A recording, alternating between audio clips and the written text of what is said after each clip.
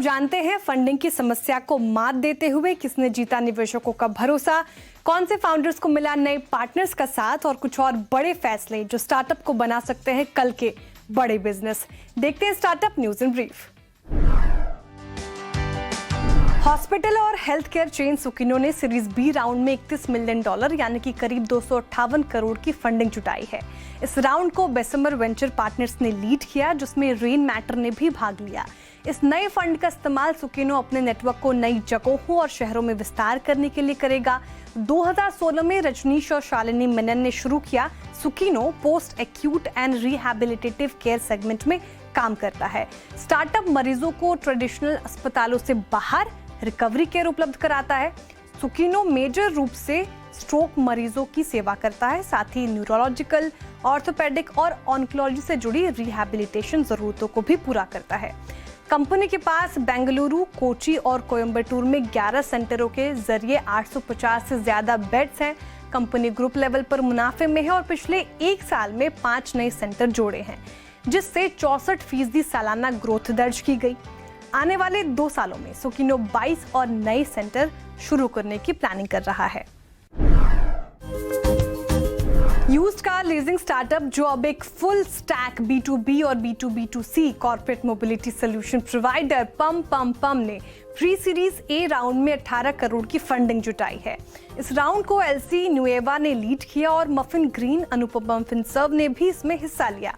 नई फंडिंग का इस्तेमाल कंपनी अपने एसेट लाइट फिनटेक प्लेटफॉर्म को आगे बढ़ाने, B2B2C एम्प्लॉय लीजिंग पार्टनरशिप को बढ़ाने, नए, पुराने और इलेक्ट्रिक व्हीकल सेगमेंट में OEM और डीलर नेटवर्क को मजबूत करने, साथ ही मेट्रो शहरों में मौजूदगी बढ़ाने और टेक्नोलॉजी, सेल्स और कस्टमर सक्सेस टीम को स्केल करने में करेगी।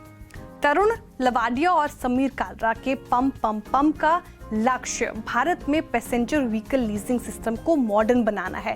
कंपनी नई, पुरानी और इलेक्ट्रिक गाड़ियों की लीजिंग की सुविधा देती है और कॉर्पोरेट्स, SMEs, MSMEs और फ्लीट ऑपरेटर्स को सेवाएं देती है।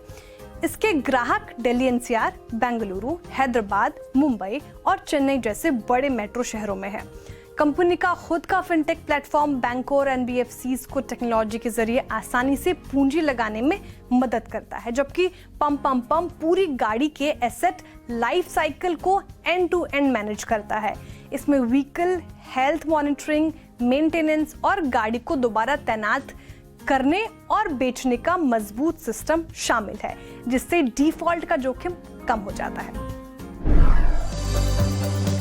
वेयरहाउसिंग और फुलफिलमेंट पार्टनर एडजस्टिफाई ने pre series A funding round में $14 लाख यानी कि करीब 11 से 12 करोड़ रुपए जुटाए हैं। इस फंडिंग को NB वेंचर्स और राजेश रणावत ने मिलकर लीड किया है। इस राउंड में प्रतीक महेश्वरी, विवेक गौर, विक्रम टंडन जैसे एंजल इन्वेस्टर्स ने भी हिस्सा लिया।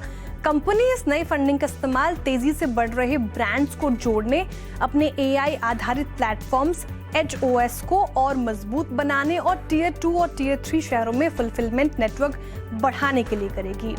एडजस्टिफाई एक AI आधारित वेयर हाउसिंग और सप्लाई चेन कंपनी है, जिसका मोटिव भारत की सबसे भरोसेमंद और स्मार्ट सप्लाई चेन बनना है। कंपनी का platform HOS, warehouse management, order management, transport, last mile delivery और ग्राउंड ऑपरेशंस को एक ही सिस्टम में जोड़ता है। इससे डिलीवरी तेज होती है, लागत कम होती है और ग्राहकों का अनुभव बेहतर होता है।